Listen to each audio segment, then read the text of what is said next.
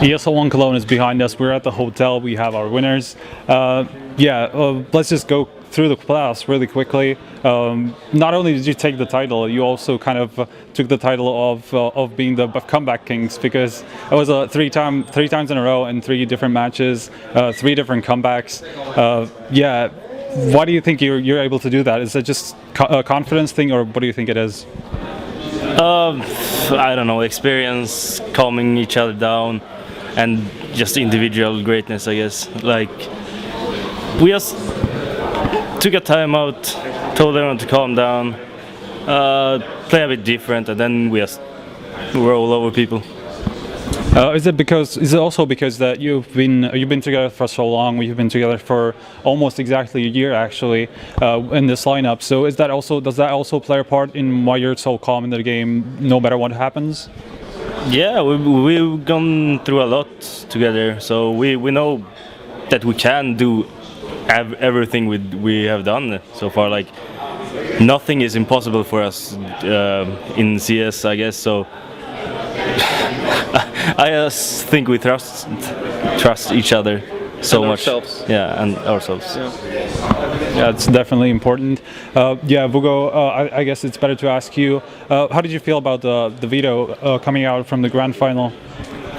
It was actually, the guys wanted to do another map ban, but it was actually me deciding to ban Mirage, because the players feel confident on it, but I feel that it's the only map that we show some shakiness or weaknesses. It's only Mirage, and we shouldn't focus that much on what the other team, what they play. We should just focus on, if we don't feel 100% on Mirage, then we go for it. And I managed to convince them. I also suggested that we should pick Cobble, because we know that they are not that strong on it, and we felt great playing VP on it.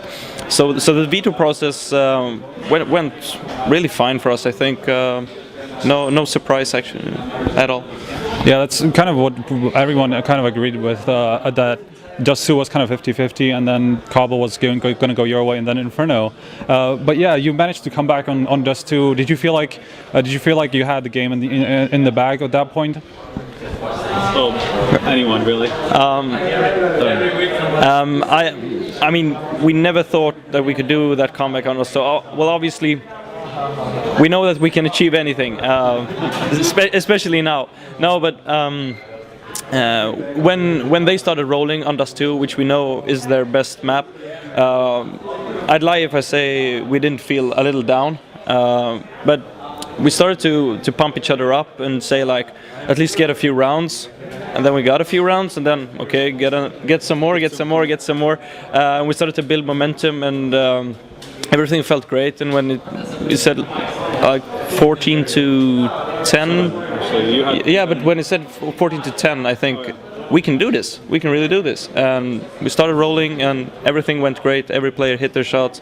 Every player came up with ideas that we haven't been doing in practice and or in any match before. So great new stuff, great new improvement, improvisations and stuff like that. Everything was on spot. Okay, so yeah, the other part of that, what do you think would happen if it came down to Inferno? Do you think it would be another 50-50 map like Dust 2, or would it go your way? Would it go their way? It's really hard to say. I don't know anything about how they play Inferno, and we have never scrimmed the new lineup on Inferno, I think. So I couldn't say. I would say 50-50. All right. So, well, what's next for you guys now? Well, you obviously have Dubai in front of you. You have a few more tournaments. What you're going to do in the next, I don't know, 2 weeks? We have the PGL online group phase next weekend. So this week we just take all days off, because I think the guys deserve it, and then we're gonna play the online stage for PGL, and then maybe some practice the week. So we have some practice before Dubai, I guess. All right. Going back to the event a little bit, because ESL kind of had a special treatment for you guys. You had the booths. I noticed there was a massage room or something like that next to the booths. So yeah, there was a lot of special treatment coming out from ESL. How did you personally, as a player, enjoy the treatment? Of course, I appreciate that a lot. Like being treated like a celebrity, I guess. It felt great. Like never had this experience before. We missed ice creams though. We wanted ice creams in the lounge. Ice creams for next time, ESL. You know that? Anyway, yeah, lastly, I know you can't really go into too much detail, but the people actually want to know the new testings, the new rule about testing, direct testing, really after the Adderall drama, I guess. Have you guys been tested at some point during the tournament? I know that they randomly tested one player from each team after each game, and of course we were tested, but I can't say what happens because of an NDA, but I don't think we will get any prize money cut, so I don't know about the other teams. All right, so that was pretty much it, guys. Thank you for the interview. We had to do it at the hotel, unfortunately, but yeah, thank you for that. Do you have any last words? Shout outs, guys. Shout out to all the fans who didn't boo us. Both of you. Oh yeah, well, let's go into that actually. But how did you feel as a player, like getting that booing during the interviews, during the match itself? I have to say I'm a player who don't give a fuck about anything really. You're asking the wrong guy. It doesn't matter. It's just like yeah, like they can do whatever they want. I still wouldn't give a fuck. And you still perform. yeah, like This is a family show. keep it clean, guys.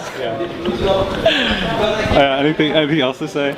No, I mean some players are affected more than others, but I think when we start playing, we just focus on the game, and it doesn't matter if they cheer for us or boo for us. We're so focused on the game that we let everything go. So Flushshot doesn't give a fuck, but yeah. What about the other players? I noticed. I think Olaf was kind of affected by it because he was the one doing the interview, so he probably got the worst part of it. So were there any other players that did care? Well, as I said, some of the players care more than the others. I think Olaf and JW is the guys that, well, they don't want to be booed. Obviously, no one does. But I mean, Flushshot doesn't care at all. But it doesn't affect our game at all. But it's harsh that some fans boo. So do you think it is something that shouldn't be in esports, since we kind of we are kind of used to it in other sports? It's kind of a common thing. So what do you think is the future for esports in this kind of way? I think the future for esports, as well as any sport, is just to respect every team, every player, every manager or like admin or whatever. Everyone should have equal respect. It's simple as that.